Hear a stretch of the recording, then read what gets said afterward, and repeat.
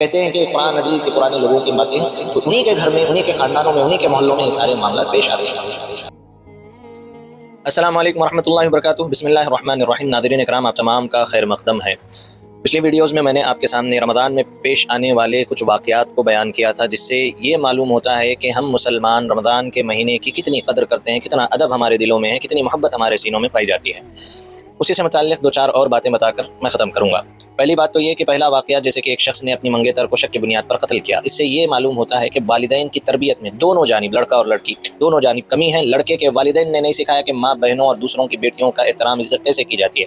واقعی اگر وہ شک اس کا صحیح بھی ہوتا تو اس کا حق نہیں بنتا کہ یہ سب کرے، احسن طریقے سے اسے چھوڑ دیتا، اس رشتے کو ہی ختم کر دیتا۔ لیکن یہ درندگی ہے جس کی اسلام قطعی اجازت نہیں دیتا۔ اس نے پوری انسانیت کا قتل کیا ہے، پوری انسانیت کی عزت کے ساتھ کھلواڑ کیا ہے۔ وہیں یعنی بچی کے گھر والوں کی بھی ذمہ داری تھی کہ وہ باز کی طرح جو ہے اپنی بچی پر نظر رکھے۔ ہر والدین کو جن کے گھروں میں خاص طور پر لڑکیاں ہیں، انہیں چاہیے کہ وہ اپنی بیٹیوں پر باز کی طرح نظر رکھیں، دیکھیں کہ وہ کس کے ساتھ اٹھ رہی بیٹھ رہی ہیں، کیسی ان کی بات چیت ہے، کیسے ان کا چال ڈھال ہے۔ اس میں لگتا ہے کمی ہو گئی، کوتاہی ہو گئی، تبھی یہ بچی گھر سے اکیلی نکلی تھی صبح صبح۔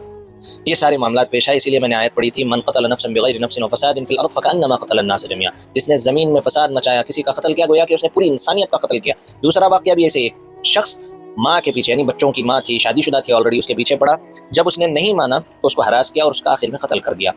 اس نے فساد مچایا ہے جس کا حساب اسے اللہ کے پاس دینا ہوگا۔ اور اس کے بعد جو دو واقعات بچوں کے تعلق سے میں نے بتایا تھا کہ ایک والد نے اپنی 3 بیٹیوں کو فقر و فاقے کے ڈر سے مار دیا۔ اللہ تعالیٰ قرآن میں کہتے ہیں وَلَا تَقْتُلُوا أَوْلَادَكُم مِّنْ إِمْلَاقٍ، اپنے بچوں کو فقر و فاقے کے ڈر سے، یا اس ڈر سے کہ ہمیں ان بچوں کو کھلانا پلانا خرچ برداشت کرنا پڑے گا، اس لیے قتل نہیں کرنا چاہیے۔